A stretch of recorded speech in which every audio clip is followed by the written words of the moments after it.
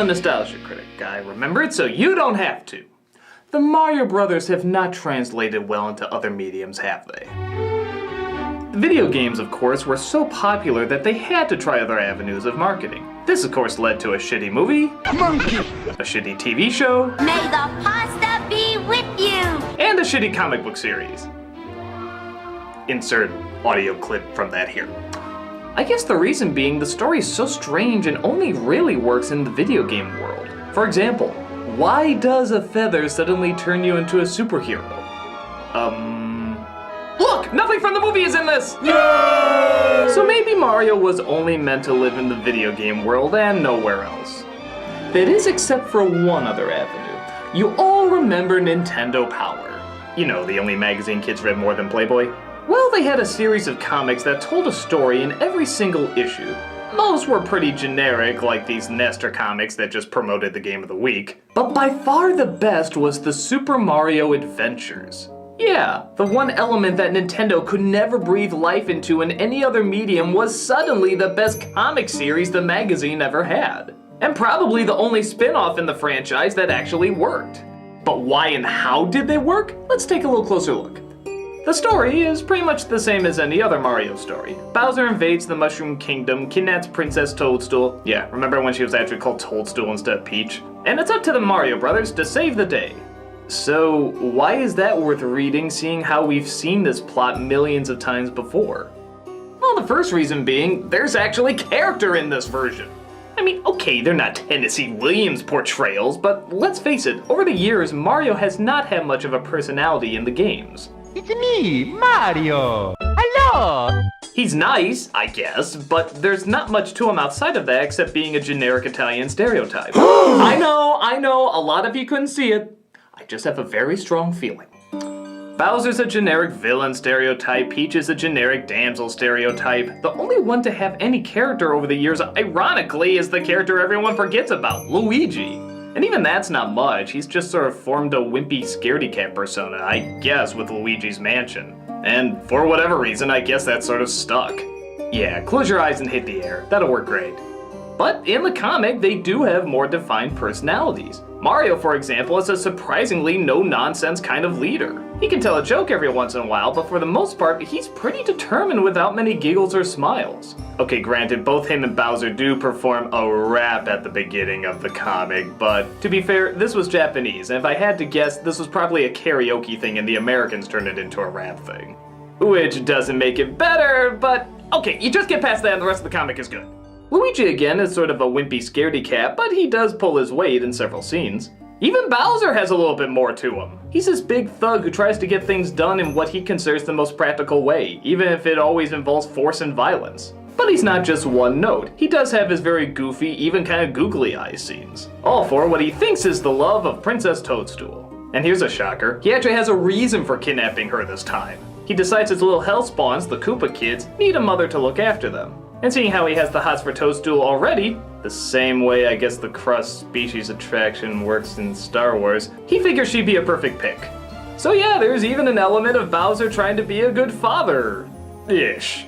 Okay, he's not good at it, but at least he's making the effort. They also make him a great big egotist, having everything his way and destroying whoever disagrees with him.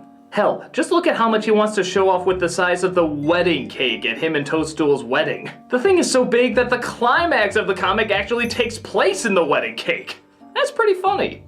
And then you got Toadstool. Yeah, I know, she just sits back smiling like an idiot and waits for the Mario Brothers to save her again, right? Fuck no! The chick saves herself! Look at this badass bitch! She literally has a whole part of the story just about her breaking out and kicking ass. It's a really cool escape, and every other panel she looks goddamn awesome. Even the Mario Brothers at the very end are like, Jesus lady, give us some screen time.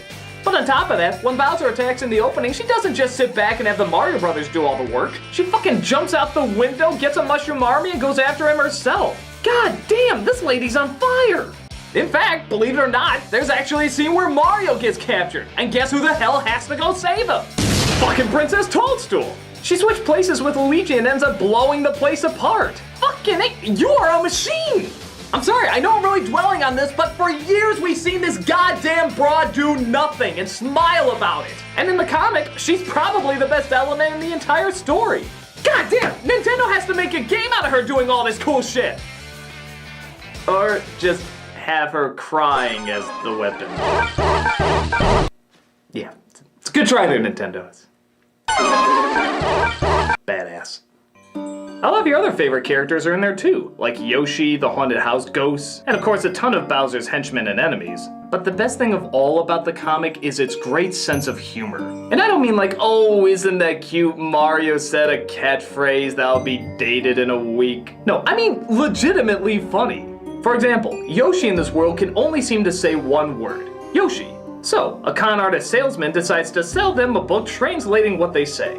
The result is, you guessed it, every sentence being replaced with Yoshi. Another great moment is when they blow up Bowser's castle and their adventures seem to have come to an end. So, they literally show the credits, like the comic is officially over. But then Mario interrupts when they realize they have no way to get back home, and thus, the story continues. Yeah, it turns out you're only at the halfway point, but when you read the comic, you didn't know that. That could have very well been the ending. It's a legitimately good fake out. Even in the YouTube versions, they play their own credits. Do the Mario. Stuff like that is great and really thinks out of the box. And the drawing style, by God, is fucking hilarious. I'm not usually a fan of those animes where their heads get really big and they yell and they have the big sweat beads on the side. It's just kind of weird for me. But here, the comedy matches the visuals just right. The expressions aren't just kept to preserving the Mario character's appealing image. They're actually allowed to go over the top and get some pretty crazy and hilarious reactions. That gives them a lot more personality and thus makes them a lot more memorable. And the little touches are especially great. There's a scene where Bowser turns the mushroom people into stone, so much that even their screams of terror are turned into stone as well. That's pretty inventive. The cartoony line work and colors are also great. They just leap off the page. Look at half of this. With every panel, you can feel the motion. You can feel the energy. This comic, instead of just being a lame little thing on the side, actually turned into one of the highlights of getting Nintendo Power every month. You wanted to read it to get a good laugh, and you wanted to know what was gonna happen in the rest of the story. It was funny, it was bright, it was creative, it was just a fun adventure. Now after the series ended, they tried a few other monthly comics like Star Fox, Zelda, even one for Super Metroid, which had a much more badass looking Samus in my opinion. They all had good artwork in their own right and were ultimately okay. They told stories that were similar to the games but also added a few new characters in different situations, but none of them quite kept you hooked oddly enough as those weird Mario adventures. They just seem to connect with a wild inventiveness that you didn't often see come from strategy magazines. And maybe that's why it was so good, because it did so much more than people expected it to do. I'm not gonna act like they were groundbreaking comics or anything like that, but for something that was clearly just supposed to be a commercial to sell more video games and magazines, they actually managed to hook us in with great artwork, hilarious visuals, likable characters, and an imaginative take on something we all know and love. It was probably the only time the Mario franchise was represented well outside of the games. Hell, even the games didn't always hit bullseyes, but the comic did. It was clear it was having fun with its world, so we were also having fun with its world. It took something that quite frankly could have just been phoned in or given little attention, and turned it into something really enjoyable and really great. It was clear they understood the material it was based off of, and wanted to give us the same laughs and thrills that the video game gave us. If you want to check them out, go ahead and look for the Super Mario Adventures graphic novel, which is a collection of all the comics that were placed in Nintendo Power. Hell, it's gotta be easier than finding every single Nintendo Power they were placed in.